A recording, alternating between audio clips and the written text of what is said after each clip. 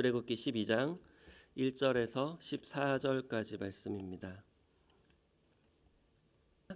야훼께서 애굽 땅에서 모세와 아론에게 일러 말씀하시되 이 달을 너희에게 달의 시작 곧 해의 첫 달이 되게 하고 너희는 이스라엘 온 회중에게 말하여 이르라.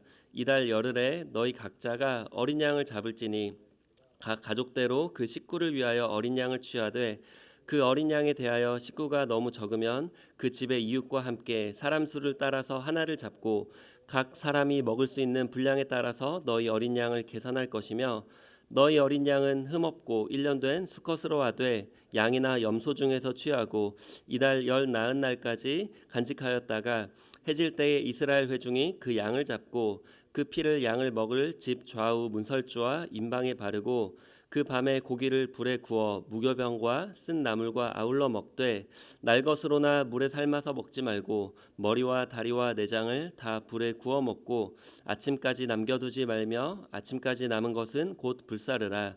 너희는 그것을 이렇게 먹을지니 허리에 띠를 띠고 발에 신을 신고 손에 지팡이를 잡고 급히 먹으라. 이것이 야훼의 유월절이니라. 내가 그 밤에 애굽 땅에 두루 다니며 사람이나 짐승을 막론하고 애굽 땅에 있는 모든 처음 난 것을 다 치고 애굽의 모든 신을 내가 심판하리라. 나는 야훼라. 내가 애굽 땅을 칠 때에 그 피가 너희가 사는 집에 있어서 너희를 위하여 표적이 될지라. 내가 피를 볼 때에 너희를 넘어가리니 재앙이 너희에게 내려 멸하지 아니하리라.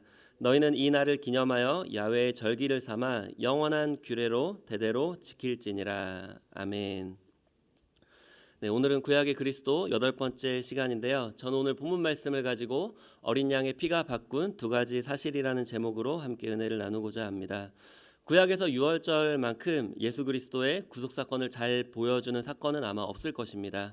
오늘 말씀을 통해서 예수님의 보혈이 우리에게 주는 의미와 가치를 다시 한번 새겨보는 귀한 시간이 되시길 예수님의 이름으로 간절히 축원합니다. 하나님은 아브라함을 부르셔서 약속의 땅으로 보내셨습니다. 그 아들 이삭도 야곱도 계속해서 약속의 땅에서 거하게 하십니다. 왜냐하면 그 약속의 땅에서 약속의 자손들을 통해서 메시아가 오시기 때문입니다. 그런데 요셉이 갑자기 이집트로 팔려가게 되고 우여곡절을 거쳐서 총리가 됩니다. 그때 큰 기근이 발생하게 되고 야곱의 가족은 총리였던 요셉의 도움을 받아서 이집트에 잘 정착해서 큰 민족으로 번성하게 됩니다. 약속의 땅에서 약속의 자손들을 통해서 메시아가 오시는데 이집트에서 그들은 너무 잘 먹고 잘 살게 되었습니다. 하나님의 구원 계획에 마치 위기가 찾아온 듯 보입니다. 아마 사탄은 이러한 모습을 보면서 박수를 쳤을 것입니다. 마찬가지로 우리가 너무나 삶에서 누리는 것들로만 가지고 하나님의 사명을 잊고 살 때에 하나님은 안타까워하실 것입니다.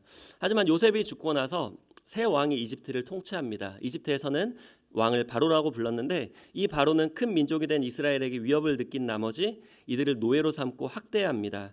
그래도 이스라엘 민족이 번성하자 이제 태어난 남자 아기들을 모두 죽이라고 명령합니다.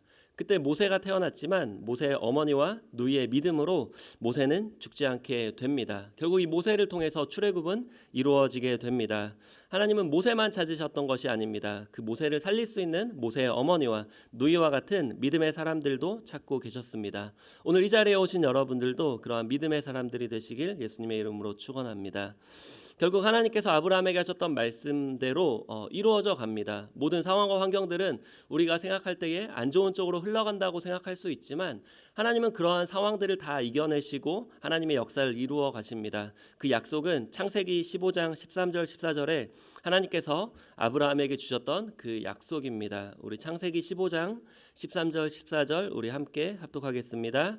야훼께서 아브라함에게 이르시되 너는 반드시 알라. 내 자손이 이방에서 객이 되어 그들을 섬기겠고 그들은 400년 동안 내 자손을 괴롭히리니 그들이 섬기는 나라를 내가 징벌할지며 그 후에 내 자손이 큰 재물을 이끌고 나오리라. 아멘.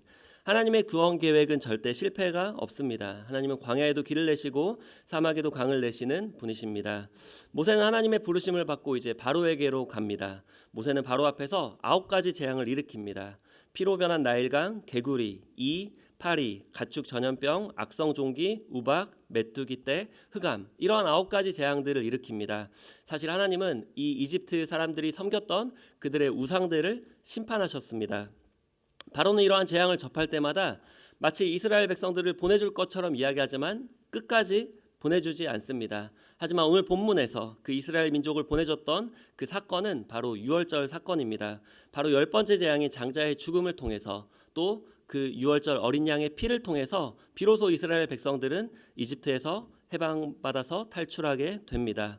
마찬가지로 우리의 삶에 많은 문제와 어려움들이 있습니다. 우리의 노력으로 또 우리의 여러 사람들의 도움으로 해결될 수 없는 많은 문제들이 있습니다. 그러한 문제 오직 예수님의 보혈로만 해결될 줄 믿습니다.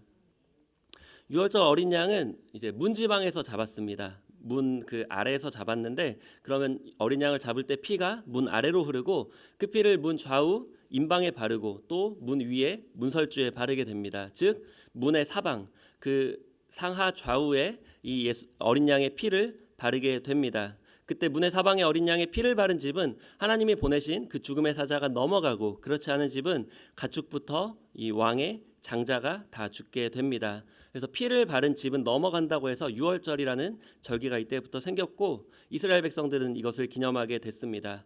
문은 집으로 들어가는 입구입니다. 즉 문은 집을 대표합니다. 또 문의 사방에 어린 양의 피를 바른 것은 집 전체와 집 안에 있는 모든 사람들에게 어린 양의 피를 바른 것을 의미합니다. 마찬가지로 예수님의 보혈은 우리 전 삶의 영역에 교회에서만이 아니라 우리 삶의 모든 영역에 또 우리의 가족 모두에게 발라져야만 합니다. 하나님은 어린 양의 피를 문의 사방에 바르는 것을 믿음으로 보셨고 또 그것을 이제 그러한 피를 발랐던 사람들에게 하나님은 구원을 주셨습니다. 하나님은 이스라엘 민족에게 어떤 율법적인 행위나 종교적인 지식을 요구하지 않으셨습니다. 사실 모세를 통해 율법이 주어진 것은 그 출애굽 사건, 유월절 사건 이후에 일어났던 일이었습니다. 이스라엘 민족은 오직 하나님의 은혜에 의해서 믿음으로 구원받았습니다. 마찬가지로 우리의 구원도 오직 믿음으로 받는 것인데 그 믿음은 오직 하나님의 은혜로만 가능할 줄 믿습니다. 신앙생활을 오래 하거나 또 직분이 높을수록 이러한 것들을 우리가 잊어버리기가 너무 쉽습니다. 하지만 하나님은 이 유월절을 영원한 규례로 대대로 지키라고 명령하셨습니다. 마찬가지로 우리는 날마다 이 유월절 어린 양의 피 예수님의 보혈을 의지해서 우리의 마음을 새롭게 하고 또 하나님 앞으로 나아가야 될 줄 믿습니다. 출애굽은 오직 유월절 어린 양의 피로만 가능했는데 이 어린 양의 피가 바꿨던 두 가지가 오늘 본문에 있습니다. 다른 어떤 것으로도 바꿀 수 없었던 그 두 가지를 이 어린 양의 피가 바꾸게 되는데 오늘은 그 두 가지 사실에 대해서 함께 말씀을 나누겠습니다. 첫 번째로 어린 양의 피는 이스라엘 민족의 왕을 바꾸었습니다. 본문은 이렇게 시작합니다. 1절에서 2절 함께 합독하겠습니다. 야훼께서 애굽 땅에서 모세와 아론에게 일러 말씀하시되 이 달을 너희에게 달의 시작 곧 해의 첫 달이 되게 하고 이스라엘 민족이 이집트에서 따랐던 달력은 이집트의 태양력이었습니다. 그 달력은 굉장히 과학적이었고 그들의 농사를 짓기에 굉장히 잘 맞추어진 달력이었습니다. 그런데 하나님은 이제 그들이 출애굽할 당시에 새로운 달력을 주십니다. 그 달을 첫째 달로 삼아서 그들의 달력을 바꾸라는 것입니다. 우리가 조선왕조실록에 보면은 어떻게 기록되어 있죠? 태종 몇 년, 몇 월 며칠에 어떠한 일들이 일어났다. 세종 왕에 따라서 그 달력이 바뀌는 것을 보게 됩니다. 하나님께서 그 이집트의 태양력을 섬기는 것이 아니라 새로운 달을 그들에게 주셨다는 것은 그들의 왕이 바뀌었다는 것을 의미합니다. 한 나라의 왕이 바뀌었다는 것은 오늘날의 이 대통령이나 총리가 바뀌었던 것과는 많이 다릅니다. 왕정 시대의 왕이 바뀌었다는 것은 나라 전체가 바뀌는 것을 의미합니다. 왕정 시대에는 왕이 법이기 때문에 법도 바뀌고 제도도 바뀌고 그 밑에 신하들도 바뀌게 되고 모든 것이 바뀌게 됩니다. 마찬가지로 유월절 어린 양의 피로 이스라엘 민족의 왕이 바뀌었다는 것은 그들의 삶 전체가 바뀌었다는 것을 의미합니다. 이스라엘 민족은 바로 밑에서 죽음이 오히려 나을 것 같은 그러한 심한 학대와 노동으로 인해서 많은 고통을 받았습니다. 심지어 바로는 그들의 민족을 없애기 위해서 태어난 남자 아기를 모두 죽이라고 명령했습니다. 그렇지만 그들의 왕이 하나님으로 바뀌자 그들을 괴롭혔던 바로는 하나님의 심판을 받게 되고 그리고 그들은 도저히 풀려날 수 없었던 노예 생활에서 해방을 되고 또 큰 재물을 이끌고 나오게 됩니다. 우리도 마찬가지로 예수님의 보혈로 우리의 왕이 바뀌게 되었습니다. 사탄의 손에서 죄가 죄인 줄도 모른 채 죄와 함께 먹고 마셨던 우리의 삶이 이제는 바뀌었습니다. 또 우리가 삶에서 겪게 되는 그러한 저주를 그냥 운명처럼 사주팔자처럼 당연한 것처럼 받아들였던 우리의 삶이 바뀌었습니다. 또 고통 속에서 죽지 못해 살다가 지옥밖에 갈 수 없었는데 이제 하나님의 심판으로 그 우리를 왕으로 통치하던 사탄이 심판을 받고 우리는 그 지옥길에서 해방이 되었습니다. 이것은 단순한 해방만을 의미하는 것이 아닙니다. 이제 우리가 섬겨야 될 대상이 바뀐 것을 의미합니다. 예수님의 보혈은 우리에게 큰 은혜로 주어졌지만 그것은 우리에게 하나님의 말씀에 순종할 의무 또한 요구합니다. 예수님의 보혈이 여러분의 왕을 바꾸었는지 질문하고 싶습니다. 여러분의 삶의 목적과 방향과 삶의 모습을 예수님의 보혈이 바꾸었는지를 질문하고 싶습니다. 이렇게 질문하면 사실 답변하기가 조금 애매할 수 있습니다. 연초에 저는 한 청년에게서 이런 문자를 받았습니다. 2020년 동안 제 신앙생활에 너무 필요한 귀한 가르침 주셔서 감사합니다. 전도사님께 배우면서 제 생각들이 많이 변화된 것 같아요. 2021년에도 기대되네요. 여기서 기억에 남았던 문장이 생각이 바뀌었다는 겁니다. 우리가 행동이 바뀌지 않고 말이 바뀌지 않고 삶의 목적과 방향이 바뀌지 않는 이유는 우리의 생각이 바뀌지 않아서입니다. 말씀이 아무리 주어져도 생각이 바뀌지 않으면 결국 하나님을 왕으로 섬기는 것이 아니라 내 생각을 왕으로 섬기고 내 생각에 따라 살아가고 그 생각에 따른 결과로 내 인생을 맞이하게 된다는 사실입니다. 그 청년은 1년을 보내면서 많은 생각들이 바뀌게 되었다고 말했습니다. 그 문자를 보면서 저도 돌이키게 됐습니다. 1년 동안 하나님의 말씀이 내 생각을 바꾸었던 적은 몇 번인지, 또 지금 이 순간 하나님의 말씀을 보면서 내 생각은 바뀌고 있는지를 돌아보게 되었습니다.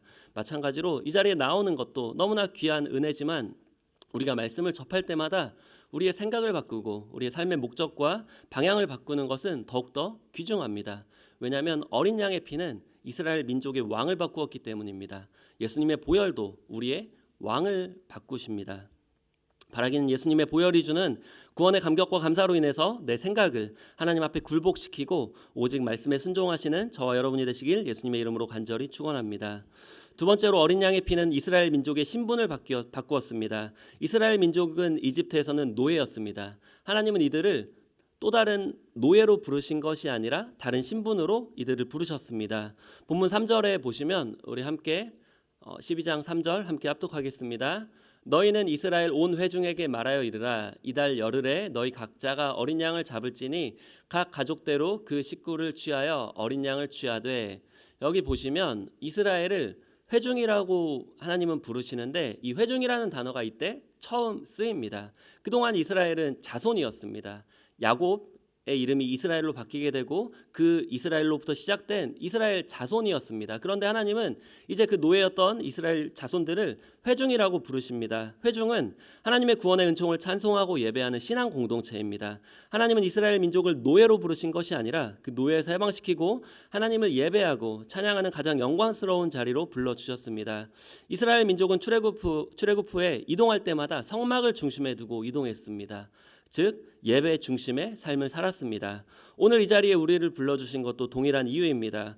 코로나 시대에 우리가 가장 지키기 어려운 자리는 바로 예배의 자리입니다. 법적으로도 상황적으로도 예민한 부분이 많이 있습니다. 중요한 것은 그 예배의 자리가 몸을 지키는 것보다 더 중요한 것이 우리의 마음을 지키는 거라는 겁니다. 우리가 이 자리에 몸이 나와 있어도 우리의 마음이 하나님을 전심으로 예배드리지 않으면 그것은 우리가 하나님께 예배드렸다고 말하기 힘들 겁니다. 하지만 우리의 마음이 하나님을 온전히 구하고 하나님께 온전히 우리의 마음을 드렸을 때 그것은 우리가 예배의 자리를 지킨 것이 됩니다.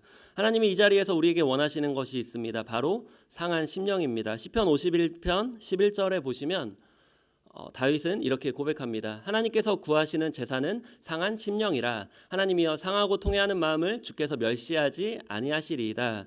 예수님도 2000년 전에 찾으셨던 사람들은 상한 심령을 가진 사람들이었습니다. 세리였고 창녀들이었고 죄인들이었습니다. 자기가 의롭다, 자기는 잘하고 있다, 자기는 구원받았다라고 교만에 빠져있는 바리새인들, 율법관들, 서기관들에게 예수님은 찾아가지 않으셨습니다. 오히려 상한 심령으로 죄에 대해 애통해하는 마음을 가진 사람들을 하나님이 찾으셨습니다. 오늘 이 자리에 나올 때도 우리가 잘하고 있지, 이 정도면 됐지라는 마음이 아니라 그럼에도 불구하고 그 예수님의 보혈의 공로를 의지해서 아직까지도 돌이키지 못한 죄, 끊지 못한 이러한 나의 연약함들, 또 미성숙함들을 우리가 주님께 가지고 나아올 때 주님이 우리를 온전한 예배자로 받아주실 줄 믿습니다. 하나님은 또 이스라엘 민족을 군대라고 부르셨습니다. 출애굽기 12장 17절 우리 함께 합독하겠습니다. 너희는 무교절을 지키라. 이날에 내가 너희 군대를 애굽 땅에서 인도하여 내었음이니라. 그러므로 너희가 영원한 규례로 삼아 대대로 이날을 지킬지니라. 사실 이스라엘 민족은 어제까지만 해도 노예였습니다. 심한 노동 속에서 고통받으며 아마 상상하기로는 삐쩍 마르고 또 몸에 많은 상처와 또 제대로 움직이기 어려운 관절염이나 여러 가지 질병들이 많이 있었을 것입니다. 심지어 이들에게는 싸울 무기인 칼과 방패도 없었을 것입니다. 그런데 하나님은 이들을 군사라고 부르십니다. 왜냐하면 이들이 싸울 대상은 혈과 육이 아니기 때문입니다. 이들의 적은 통치자들과 권세들과 이 어둠의 세상 주관자들과 하늘에 있는 악의 영들이기 때문입니다. 이런 적들을 물리치기 위해서 이스라엘 군대가 가지고 있었던 무기는 바로 어린 양의 피입니다. 하나님은 우리가 예배자에만 머물러 있기를 원하지 않으십니다. 하나님의 군대가 되기를 원하십니다. 군대는 싸울 적이 있고 빼앗을 영토가 있습니다. 이유 없이 전쟁하지 않습니다. 영토를 빼앗기 위해서 영토를 두고 전쟁합니다. 우리에게는 사탄과 악령이라는 싸울 대상이 있고 또 잃어버린 영혼이라는 빼앗아올 영토가 있습니다. 예수님의 보혈이 여러분의 신분을 바꾸었습니까? 오늘은 여러분을 군사로서 이제 전쟁을 하고 계신지 또 물어보고 싶습니다. 이스라엘 민족이 회중에만 머물러 있었다면 가나안 정복은 이룰 수 없었을 것입니다. 우리도 예배자에만 머물러 있는다면 하나님의 나라는 우리를 통해서 올 수 없습니다. 하나님은 다른 사람을 군사로 쓰실 다른 사람을 찾으실 것입니다. 왜냐하면 하나님의 구원 계획은 절대 실패하지 않기 때문입니다. 올해 우리 교회의 목적은 하나님의 나라와 하나님의 영광입니다. 우리가 온전한 예배자로 설 때 또 온전한 군사로 설 때 하나님의 나라와 하나님의 영광을 구하게 될 줄 믿습니다. 오늘도 예수님의 보혈의 능력을 기억하고 의지해서 하나님을 우리의 왕으로 모시고 온전한 예배자와 군사로 사명을 감당하시는 저와 여러분이 되시길 예수님의 이름으로 간절히 축원합니다.